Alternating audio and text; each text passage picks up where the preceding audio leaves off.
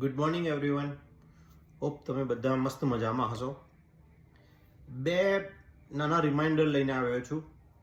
Again same reminder છે, જે પહેલાં કીધેલું છે એવું જ છે, બટ પોતાને રિમાઇન્ડ કરાવતા રહેવું થોડા વખતે એ જરૂરી છે. અને એવરી રિમાઇન્ડરને આપણે ન્યૂ રિમાઇન્ડર તરીકે લઈએ કે હા, આ કંઈક નવું રિમાઇન્ડર છે, તો એનાથી એક્ટિવ રહેવાય છે. જેવી રીતે પહેલો પોઈન્ટ, જેવી રીતે આપણે આપણી બધી વસ્તુઓમાં સાફ સફાઈ કરવી પડે છે, ક્લીનઅપ કરવું પડે છે, પોતાના ઘરનું, પોતાની કારનું મેન્ટેનન્સ કરવું પડે છે. જે કારનું મેન્ટેનન્સ નથી થતું એ કાર થોડા વખતમાં ગરાજમાં લઈ જ જવી પડે છે. એવી જ રીતે આપણા હેલ્થમાં, આપણા માઇન્ડમાં આપણે ક્લીનઅપ કરતા જ રહેવું પડે છે. જે નથી કરતા હમણાં કંઈ વાંધો નહીં આવે, પાછળથી કંઈક ને કંઈક એવા ટાઈપના સફરિંગ આપણને થાય છે જેમાં આપણે પાછળથી હેરાન થઈએ છીએ. તો પહેલું રિમાઇન્ડર કે આપણે આપણા માઇન્ડનું, આપણા બોડીનું સાફ સફાઈ કરતા રહીએ અને એને રેગ્યુલર મેન્ટેન કરીએ. અને રેગ્યુલર મેન્ટેન કરવા માટે જે એક્શન લેવાની જરૂરત છે એ લેતા રહીએ.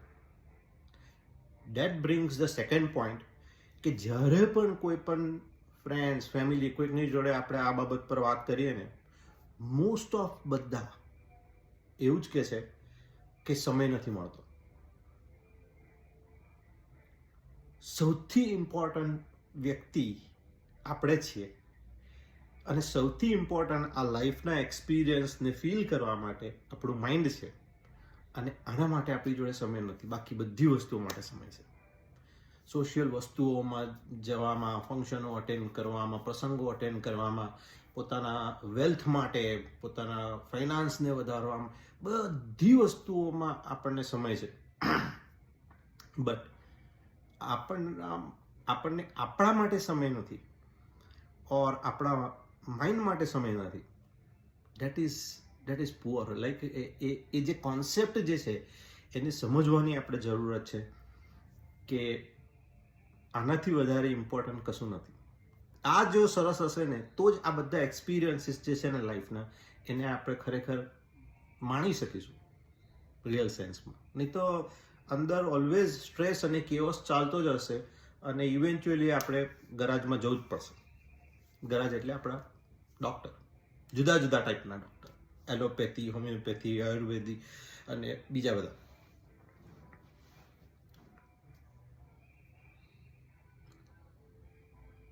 એટલે મારા આ બે સજેશન છે. પહેલું કે આપણે સાફ સફાઈ અને મેન્ટેનન્સ માટે સમય કાઢીએ, પોતાના બોડીના, પોતાના માઇન્ડના. અને સેકન્ડ, કેવી રીતે સમય કાઢવો છે એ થોડુંક શીખીએ. એમ જોવા જઈએ ને તો આપણે બધા મલ્ટીટાસ્કિંગ કરી શકીએ છીએ. જોબ પર આપણે મલ્ટિપલ પ્રોજેક્ટ્સ હેન્ડલ કરી શકીએ છીએ. બિઝનેસમાં આપણે મલ્ટિપલ બિઝનેસ ડીલ્સને હેન્ડલ કરી શકીએ છીએ. ઇવન જે લોકો ઘરમાં ઇન્વોલ્વ હોય, કિડ્સમાં ઇન્વોલ્વ હોય, એ ફિમેલ્સ, એ લોકો કે જે લોકો ટોટલી ઘરેથી કશું પોતાના ડે ટુ ડે રૂટીનમાં જે બધા પ્રોજેક્ટ્સ હોય, ઘરના કામો હોય, કિડ્સના કામો હોય, ફેમિલીના કામો હોય, આ બધી વસ્તુઓ હેન્ડલ કરી શકે છે, મલ્ટિપલ થિંગ્સ. એ લોકો પણ જ્યારે એવું પૂછવામાં આવે કે પોતાના સમયનું શું, એવું મેન્શન કરે છે કે મારી જોડે સમય નથી. જો બધી વસ્તુઓમાં આપણે મલ્ટી ટાસ્કિંગ કરી શકીએ તો આ પ્રોસેસમાં કેમ ના કરી શકીએ?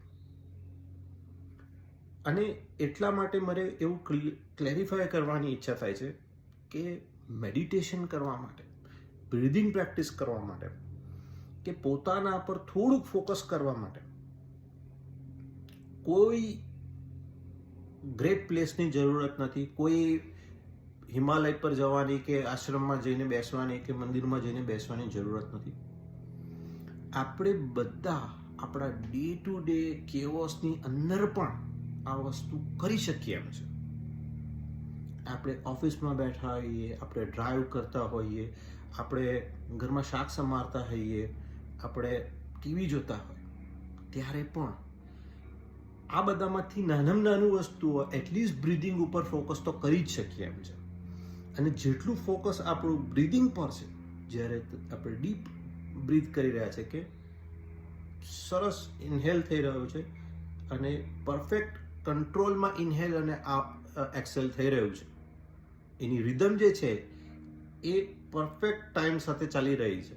જો એટલું ફોકસ થાય છે ને, તો પણ બ્લડ પ્રેશર અને હાર્ટ રેટ એકદમ મોનિટર થવા લાગે છે. મેં પોતે પણ નોટિસ કર્યું છે કે જ્યારે આપણે જનરલ વાતો કરી રહ્યા છીએ, કંઈક કામો કરી રહ્યા છીએ અને બ્રિધિંગ નથી, નોર્મલ નથી, બ્રિધિંગ પર ફોકસ નથી, ત્યારે હાર્ટ રેટ અને બ્લડ પ્રેશર ડિફરન્ટ છે.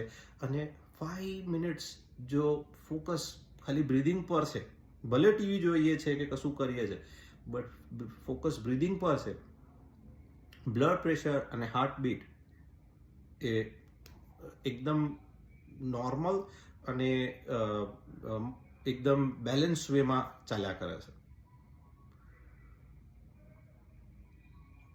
એટલે એવી એક્સક્યુઝને આપણે જવા દઈએ.